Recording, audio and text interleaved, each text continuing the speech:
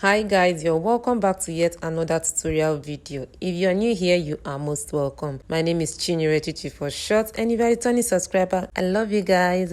And today guys, it's all about the pattern drafting of a straight blouse bustier pattern. Please, before we proceed, please click on that red subscribe button if you haven't subscribed already, and do not forget to give this video a like. Thank you. I have this pattern paper for this tutorial, and its length is equivalent to the length of the blouse that I will be making, which is 24 inches, so the 1 inch fold edge allowance will be added to the fabric. And having done that, I'll be marking out the breast point measurement, which is breast point divided by 2 plus half an inch, and I'm going to be marking that from the center all the way out like this. So this is the breast point divided by 2 plus half an inch, so we have the breast point marked out. And next, I proceed to marking out the vertical measurements, which include the armhole, the breast point, the underbust, and of course the blouse length, which you already have. So I have all those vertical measurements first of all marked out at the center fold area of the pattern paper. That is the armhole, the breast point, the underbust, the half waist.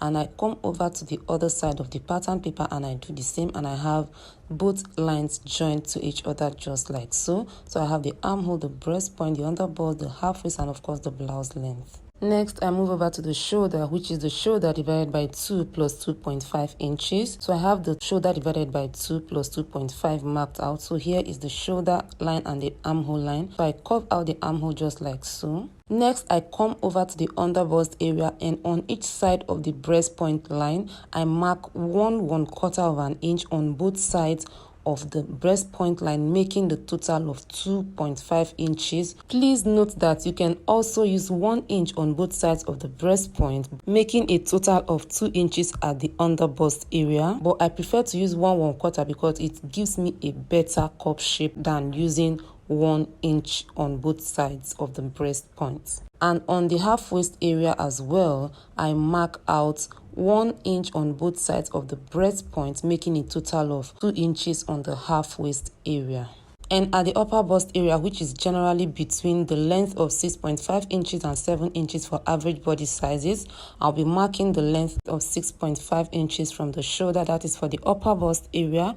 And at this upper bust area, I'll be marking 3/4 of an inch at both sides of the breast point line. And I do the same thing at the shoulder area. That's the topmost part of the pattern paper. I also mark the 3/4 of an inch there. And I have the 2 points joined with a straight line. That's the one from the shoulder to the upper bust area. And from the underbust, I have all the points connected to meet the breast point line just before the bottom part of the pattern paper. And now we are left with connecting the underbust area and the upper bust area to the breast point. And at the breast point area, just in case you do not have a curve rule, because many of us would always use a curve rule to join our points together, but in case you do not have a curve rule, I just want to show you what to do to have your points connected even without the help of a curve rule. Okay, the target here is to avoid a pointy breast point area, and whatever you do to achieve that, then you have done your due diligence. And to achieve your nice curve using your free hand, at the breast point area, you mark 1 inch below and 1 inch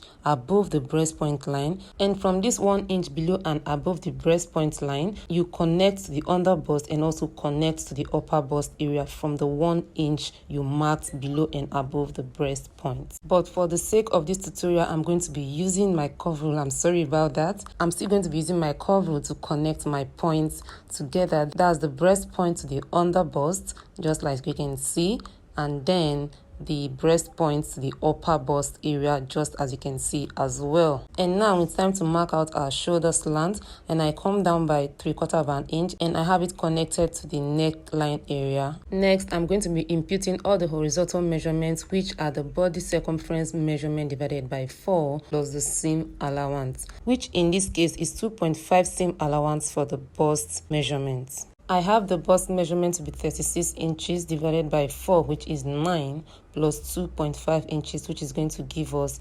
11.5 inches. And then coming over to the underbust, whatever I have at the bust, I add 1/4 to it at the underbust. So I have 11.5 at the bust. So the underbust area, I'm going to be having 11.75 at the underbust. I am not going to be using the underbust round measurement. And for the waist measurement, I would also add 1/4 of an inch to what I have at the underbust. That is if the waist measurement is bigger than the underbust round measurement. If not, what you have at the underbust, you can also mark the same at the waist area. But if the waist is bigger than the underbust, as you come down, you just add 1/4 of an inch. And then at the bottom part of the blouse, we divide the hip by 4 plus 4 inches. I am using a whole seam allowance of 4 inches because this is a normal straight blouse, and for the lower part of a straight blouse, it's not always straight, you know, it's always like curved outward. That is why I am using 4 inches at that part, so that it can give us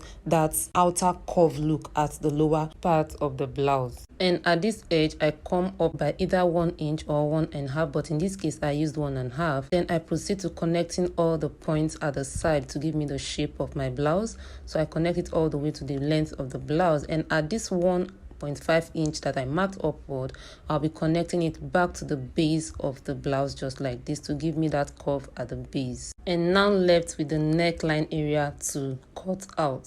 For the neckline area, what I normally do personally is I do not cut out the neckline area at this point. What I would do to make it easier for me is to take all this out, like all this bustier area, I cut it out, have them joined together to give me a piece, and then I proceed to cutting out any type of neckline that I want.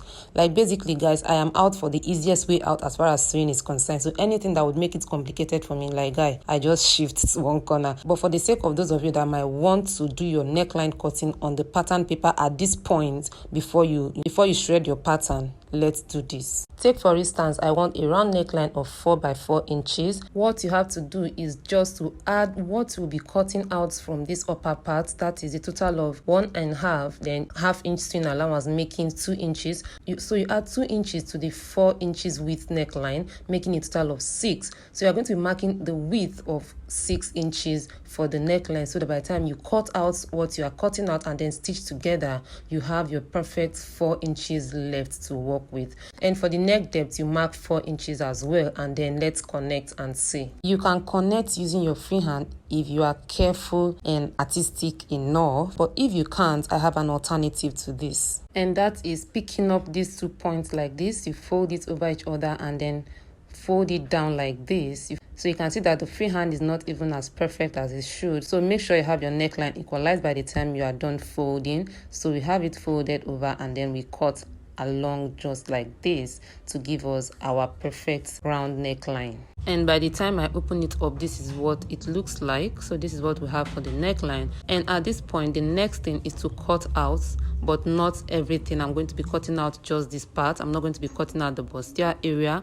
I'm going to be using this to cut the back before I cut every other thing left for the front pattern. So I proceed to placing the front pattern on the back pattern paper, and for the back pattern paper I'll be using just 1/2 inch for the zipper allowance, and this is because all the allowances accumulated in the front is enough to cover up for every other allowances at the back. That's the allowance for the back inclusive. So I'm not going to be adding so much to the back. The 1/2 inch that I added for the zipper allowance is enough to accommodate all the seam allowances that I need for the back, and that is simply how I go about cutting off the back. Just place the front on the back and then just cut along with maximum 1/2 inch difference, just in case you have any fear, okay? And next is to cut out the back pattern using the front pattern, just like I have explained earlier on. And then I put aside the front pattern and then work on the back pattern. And for the back pattern, I go ahead to mark out the required neckline depending on how deep you want it. Remember, we already have the width to be 4 inches. So I first of all mark the zipper allowance of 1.5 inch and then the 4 inches. And then I mark the neck depth of 2 inches. And then I have both points connected to each other. And at the armhole area, I come down by 3/4 of an inch and connect, as you can see.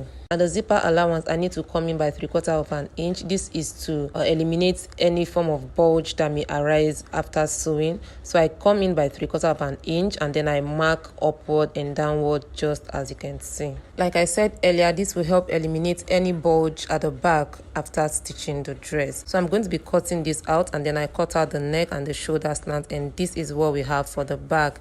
And then I move back to the front pattern to complete the cutting of the bustier area. So watch carefully how I go about the cutting of the front. Please, if you have watched up to this point and you haven't subscribed, what exactly are you doing? What do you think you are doing? Please click on that subscribe button and also do well by liking this video. Thank you. And so guys, this is how you go about the drafting of your basic bustier pattern for your blouses. Thanks for watching. See you in my next video. Do not forget to like, do not forget to subscribe, do not forget to share. Bye.